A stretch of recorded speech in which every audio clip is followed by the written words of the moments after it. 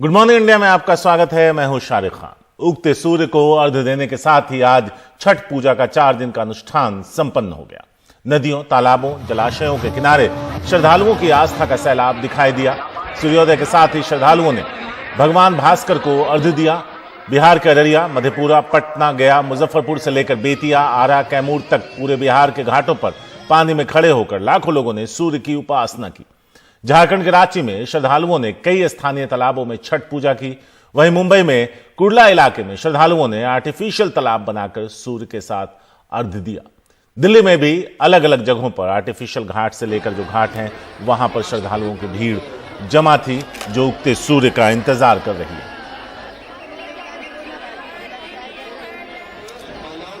ये मुंबई की तस्वीरें हम आपको दिखा रहे हैं जहां बड़ी तादाद में श्रद्धालु छठ मैया की पूजा के लिए मौजूद हैं। घाटों पर सूर्य के उगने का इंतजार था, उसके साथ ही उसे अर्घ्य देने के साथ आज छठ संपन्न हो गया।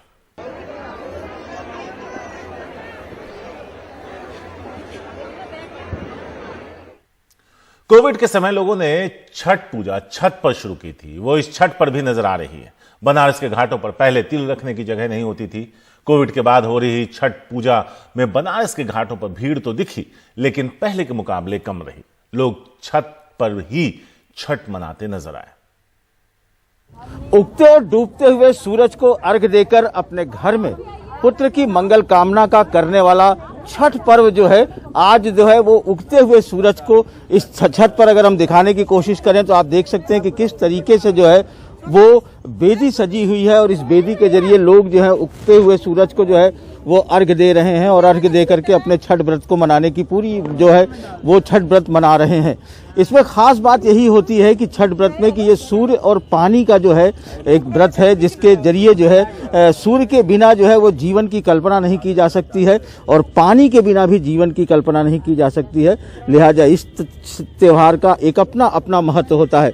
लेकिन बनारस के घाट के किनारे जहाँ नदी है उसके बावजूद यहाँ छतों पर इस तरीके से जो ये तमाम चीजें सजी हुई हैं, इससे पता चलता है कि लोग जो है वो किस तरीके से अब छतों पर ज्यादा आने लगे हैं, क्योंकि कोविड के बाद जो है वो छत के ऊपर जो है ज्यादातर छठ का जो है वो प्रचलन और चलन हो गया। अगल बगल के लोग आकर के करने लगे हैं और जैसे ही अगर दूर हम दिखाने की कोशिश करें तो जैसे ही सूरज जब वो निकला और सूरज जब आया तो सूरज के निकलने के बाद ही लोग जो है वो अर्घ्य देने लगे और इस बात की कामना करने लगे कि जब कल वो विदा किए थे, जब सूर्य जब वो जो अस्त हो रहा था तो उसे इस बात के लिए विदा किए थे कि कल जब सुबेरे जब तुम निकल के आना तो पूरे अपने तेज के साथ हमारे घर को धन धान्य से भर देना। तो बनारस के इन छतों पर इस तरीके से जो है आपको दिखाई पड़ रहा है कि किस तरीके से ये छठ पर्व जो है वो मनाया जा रहा है। तो इन छठ पर्व को लेकर के बनारस के इस छतों पर जो है वो सारी चीज़ें हो रही, तो हम इनसे बात करने की कोशिश करेंगे कि आखिर क्या है इस छठ पर्व का, छठ पर क्यों मनाया जा रहा है। इसको देख करके हम आएंगे और बातचीत करेंगे लोगों से कि देखें कि छठ पर्व में क्या है, किस तरीके से है। तो यहाँ पर बहुत सी जो महिलाएं हैं वो यहाँ पर हैं छठ पर। तो आपसे ये जानना चाह रहे हैं कि छठ पर आप लोग क्यों छठ पर क्यों मनाने शुरू की, कब से छठ पर मनाने शुरू किए? अगले साल कोविड काल में हम लोग गंगा जी नहीं जा पाए तो घर पे मनाना शुरू किए कि भाई बीमारी से बचने के लिए, अपने सब लोगों के बचाव के लिए घर पे मनाना शुरू किए। घर पे बहुत आराम से विधि विधान से पूजा हो जा रही है। वहाँ पे भीड़ भाड़ में अच्छे से हो भी नहीं पा रही थी। बाकी सब लोग अगल बगल के लोग भी अच्छे से जुड़ जा रहे हैं, गाना बजाना भी हो जा रहा है, पूजा भी अच्छे से हो जा रही है और सुरक्षा भी है कोविड काल से। तो मतलब छठ पर ज्यादा अच्छे तरीके से आप लोग कर रहे हैं। तो पानी का जो इस तरीके से इंतजाम आप लोगों ने किया हुआ जी, पानी का इंतजाम हमने स्विमिंग पूल हम लोग बना लिए, उसमें गंगा जल डाल दिए, गंगा जी की मिट्टी ला के लगा दिए, हो गया पानी का इंतजाम। पानी। तो आप देख सकते हैं कि ये जो आस्था का पर्व है, आस्था के पर्व के लिए जरूरी नहीं है कि आपको बहुत ऐसी जगहों पर जाना हो जहां पर कि वो हो, कहीं भी अगर पानी और सूर्य तो हर जगह मौजूद है, अगर ये दोनों चीजें मिल जाती हैं तो आस्था के इस लोक पर्व को खूबसूरत तरीके से मनाया जाता है। और बनारस और तमाम जगहों के छतों पर इस तरीके से आस्था का ये लोक पर्व मनाते हुए नजर आ रहा है। वाराणसी से पुरुषोत्तम के साथ अजय सिंह, एनडीटीवी इंडिया। राजस्थान को लेकर कल राहुल गांधी के आवास पर कांग्रेस की अहम बैठक हुई। इस बैठक में मुख्यमंत्री अशोक गहलोत, प्रियंका गांधी और केसी वेणुगोपाल शामिल हुए। इस बैठक में राहुल मौजूद नहीं थे। सूत्रों के मुताबिक कांग्रेस आलाकमान ने गहलोत को हिदायत दी कि वो जल्द मंत्रिमंडल का विस्तार करें और सचिन पायलट के वफादारों को उसमें शामिल करें। सचिन पायलट ने भी कहा कि जिन कार्यकर्ताओं ने पार्टी के लिए खून पसीना बहाया है उन्हें मान सम्मान मिलना चाहिए। चुनाव अब बहुत दूर नहीं है।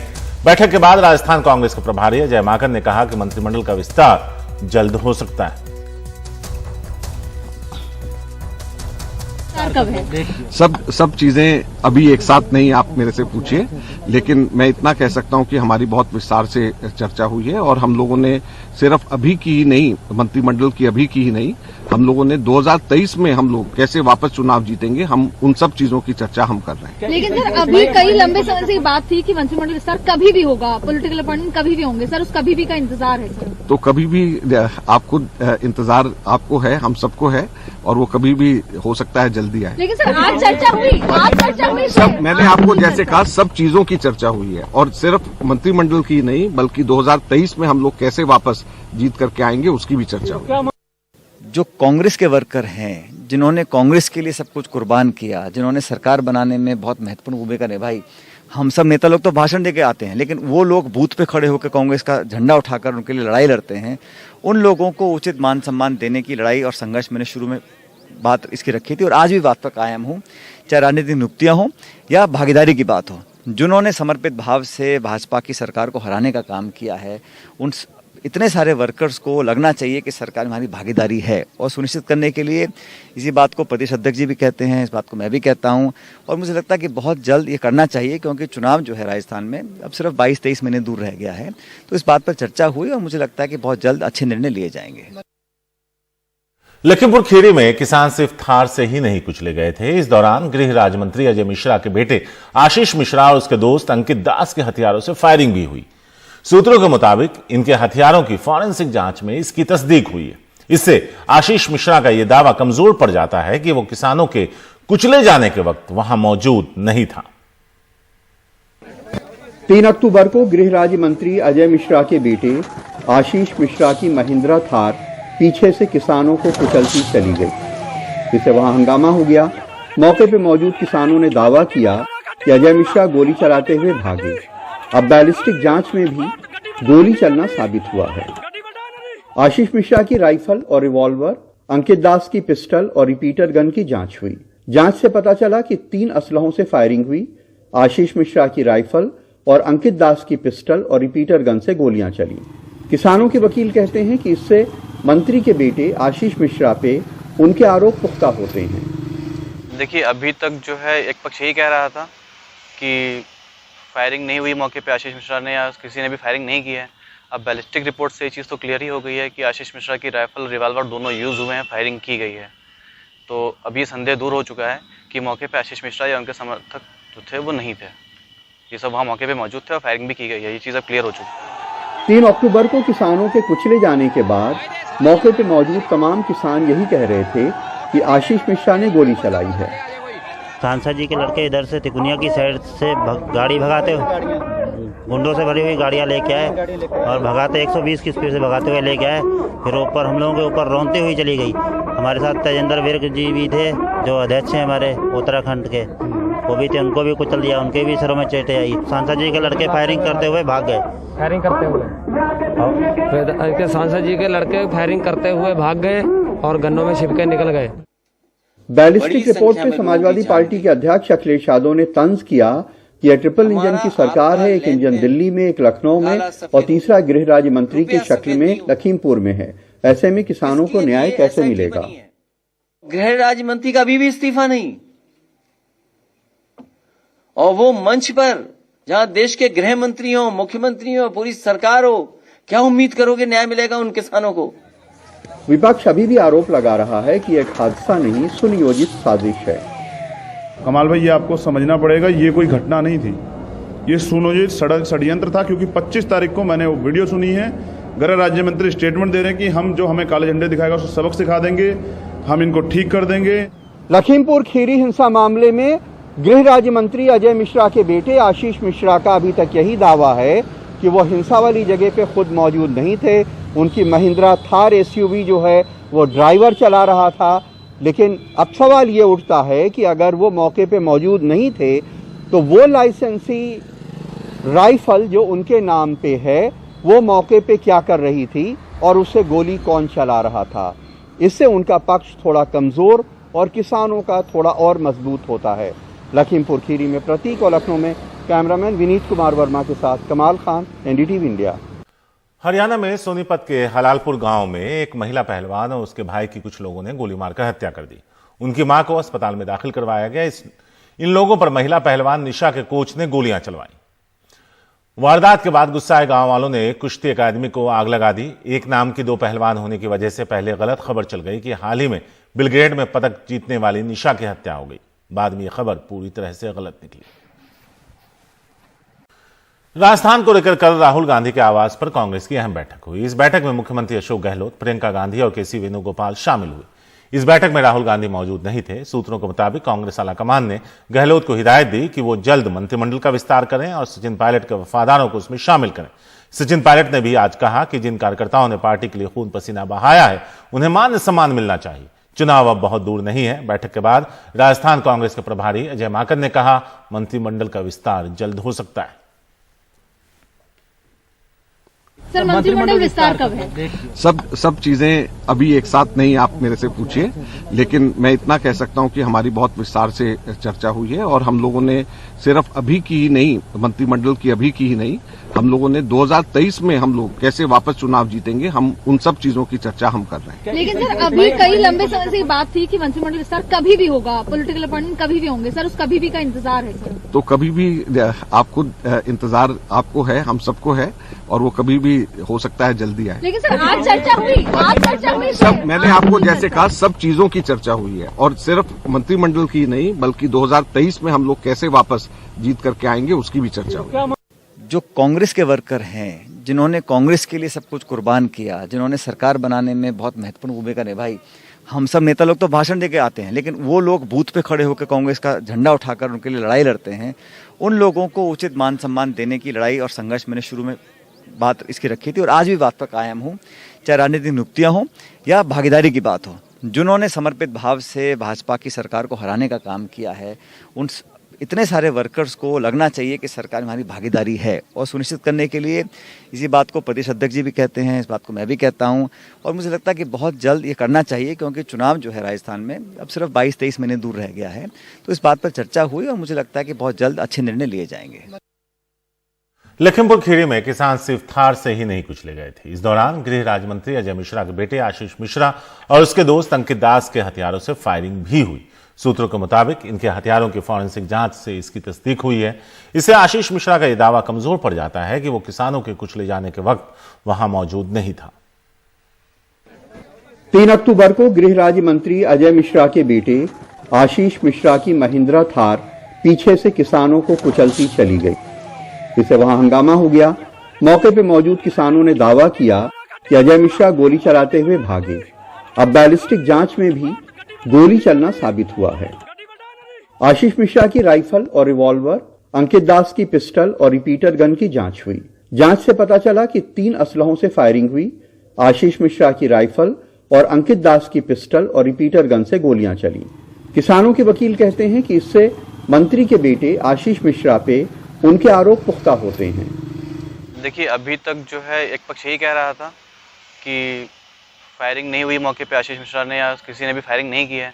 अब बैलिस्टिक रिपोर्ट से ये चीज़ तो क्लियर ही हो गई है कि आशीष मिश्रा की राइफल रिवॉल्वर दोनों यूज़ हुए हैं, फायरिंग की गई है। तो अभी संदेह दूर हो चुका है कि मौके पे आशीष मिश्रा या उनके समर्थक जो थे वो नहीं थे। ये सब वहाँ मौके पे मौजूद थे और फायरिंग भी की गई है। ये चीज़ अब क्लियर हो चुकी है। 3 अक्टूबर को किसानों के कुचले जाने के बाद मौके पर मौजूद तमाम किसान यही कह रहे थे कि आशीष मिश्रा ने गोली चलाई है। सांसद जी के लड़के इधर से तिकुनिया की साइड से गाड़ी भगाते हो, गुंडों से भरी हुई गाड़ियां लेके आए और भगाते 120 की स्पीड से भगाते हुए लेके आए। फिर ऊपर हम लोगों के ऊपर रोनते हुई चली गई। हमारे साथ तेजेंद्र विर्क जी भी थे, जो अध्यक्ष हैं हमारे उत्तराखंड के, वो भी थे, उनको भी कुचल दिया, उनके भी सरों में चोटें आई। सांसद जी के लड़के फायरिंग करते हुए भाग गए। फायरिंग करते हुए फिर सांसद जी के लड़के फायरिंग करते हुए भाग गए और गन्नों में छिपके निकल गए। बैलिस्टिक रिपोर्ट पे समाजवादी पार्टी के अध्यक्ष अखिलेश यादव ने तंज किया कि यह ट्रिपल इंजन की सरकार है। एक इंजन दिल्ली में, एक लखनऊ में और तीसरा गृह राज्य मंत्री की शक्ल में लखीमपुर में है। ऐसे में किसानों को न्याय कैसे मिलेगा? गृह राज्य मंत्री का अभी भी इस्तीफा नहीं, और वो मंच पर जहां देश के गृह मंत्री हो, मुख्यमंत्री हो, पूरी सरकार हो, क्या उम्मीद करोगे न्याय मिलेगा उन किसानों को? विपक्ष अभी भी आरोप लगा रहा है कि एक हादसा नहीं, सुनियोजित साजिश है। कमाल भाई, ये आपको समझना पड़ेगा, ये कोई घटना नहीं थी, ये सुनियोजित षड्यंत्र था। क्योंकि 25 तारीख को मैंने वो वीडियो सुनी है, गृह राज्य मंत्री स्टेटमेंट दे रहे हैं कि हम जो हमें काले झंडे दिखाएगा उसको सबक सिखा देंगे, हम इनको ठीक कर देंगे। लखीमपुर खीरी हिंसा मामले में गृह राज्य मंत्री अजय मिश्रा के बेटे आशीष मिश्रा का अभी तक यही दावा है कि वो हिंसा वाली जगह पे खुद मौजूद नहीं थे। उनकी महिंद्रा थार एसयूवी जो है वो ड्राइवर चला रहा था। लेकिन अब सवाल ये उठता है कि अगर वो मौके पे मौजूद नहीं थे तो वो लाइसेंसी राइफल जो उनके नाम पे है वो मौके पे क्या कर रही थी और उससे गोली कौन चला रहा था? इससे उनका पक्ष थोड़ा कमजोर और किसानों का थोड़ा और मजबूत होता है। लखीमपुर खीरी में प्रतीक और लखनऊ में कैमरामैन विनीत कुमार वर्मा के साथ कमाल खान, एनडीटीवी इंडिया। रबी की बुआई का सीजन शुरू हो चुका है, लेकिन अब इस अहम वक्त पर खाद की कमी से किसान परेशान है। मध्य प्रदेश हो, पंजाब हो, हरियाणा और अब यूपी में भी खाद के लिए किसानों की लंबी लंबी कतारें दिख रही हैं। लेकिन दूसरी तरफ सरकार कह रही है कोई कमी नहीं है खाद की। हरियाणा हो या उत्तर प्रदेश, खाद वितरण केंद्रों के बाहर ये नजारा आम है। रबी की फसल की बुवाई के मौसम में घंटों तक किसान खाद के लिए लाइन में खड़े रहते हैं। हालांकि सरकार लगातार कह रही है कि खाद की कोई कमी नहीं है। ये तस्वीर पश्चिमी उत्तर प्रदेश के आगरा की है। किसानों की शिकायत है कि उनको डीएपी नहीं मिल पा रहा है। खेतों की नमी खत्म हो रही है, डाई मिल नहीं रही है किसान को। ये जो दे नहीं रहे, इनके पास जो आधार कार्ड है उन्हें एडवांस में लेकर बैठे हुए हैं। ब्लैक बेच देते हैं, ब्लैक कौन कर रहा है? ब्लैक यही कर रहे हैं। 6 से 7 दिनों की बात है। कमी जैसे बताई, क्योंकि तीनों डिमांड एक साथ आ गया, इसलिए जो किल्लत हो रही है। पश्चिमी उत्तर प्रदेश के अलीगढ़ और मध्य उत्तर प्रदेश के हरदोई में खाद के लिए किसानों की लंबी लाइनें दिखती हैं। किसानों का कहना है कि उनको घंटों तक इंतजार करना पड़ता है। दोनों ही जिलों में अफसर और पुलिस वाले किसानों को कागज के टोकन देकर व्यवस्था बनाए रखने की कोशिश करते दिखते हैं। 360 कट्टा बता रहे हैं या 400, उसमें से अब यहाँ हजारों आदमी है, किसको कब मिल जाएगा खाद? लेकिन लखनऊ से लेकर दिल्ली तक की सरकार लगातार कहती है कि कोई कमी नहीं है। ताजा सरकारी आंकड़ों के मुताबिक उत्तर प्रदेश में इस महीने खाद की जितनी मांग है, स्टॉक आज उससे 10% ज्यादा है। वैश्विक महामारी की वजह से जो लॉकडाउन रहे और फैक्ट्रियां जो विदेशों के भीतर बंद रही, उसके कारण कुछ कठिनाइयां आई हैं, लेकिन किसी भी तरीके से परेशान होने की जरूरत नहीं है। कुछ हमारे साथियों ने और कुछ मीडिया के लोगों ने उसके भीतर जो है वह हैवाक क्रिएट करने की कोशिश की है। उन्हें पर्याप्त मात्रा में डीएपी उपलब्ध कराई जाएगी। लेकिन सरकारी आंकड़े दूसरे राज्यों में कमी की तरफ भी इशारा करते हैं। खेती के लिहाज से अहम मध्य प्रदेश, पंजाब, पश्चिम बंगाल और बिहार में डीएपी की कमी है। पंजाब के पास सिर्फ 286 लाख मीट्रिक टन डीएपी है, जबकि जरूरत 350 लाख मीट्रिक टन की है। मध्य प्रदेश और तमिलनाडु में यूरिया की समस्या है। रबी की बुआई का सीजन अब तेजी पकड़ता जा रहा है। किसान यही उम्मीद करेंगे कि अगर फर्टिलाइजर की कोई शॉर्टेज हो रही है तो उसको सरकार जल्दी से जल्दी सॉर्ट आउट करे। नसीम, आसिफ, अदनान और कैमरा पर्सन विनीत वर्मा के साथ आलोक पांडे, एनडीटीवी इंडिया। उगते सूर्य को अर्घ्य देने के साथ ही आज छठ पूजा का 4 दिन का अनुष्ठान संपन्न हो गया। नदियों, तालाबों, जलाशयों के किनारे श्रद्धालुओं की आस्था का सैलाब दिखाई दिया। सूर्योदय के साथ ही श्रद्धालुओं ने भगवान भास्कर को अर्घ्य दिया।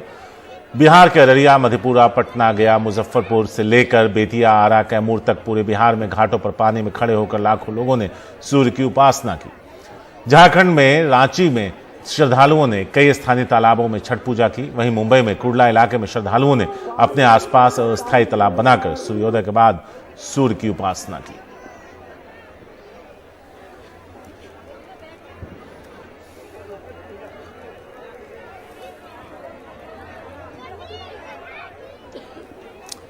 बनारस से अजय सिंह की एक रिपोर्ट है। लोग छतों पर मना रहे हैं छठ पूजा, क्योंकि कोरोना की वजह से भीड़ घाटों पे कम है। एक रिपोर्ट।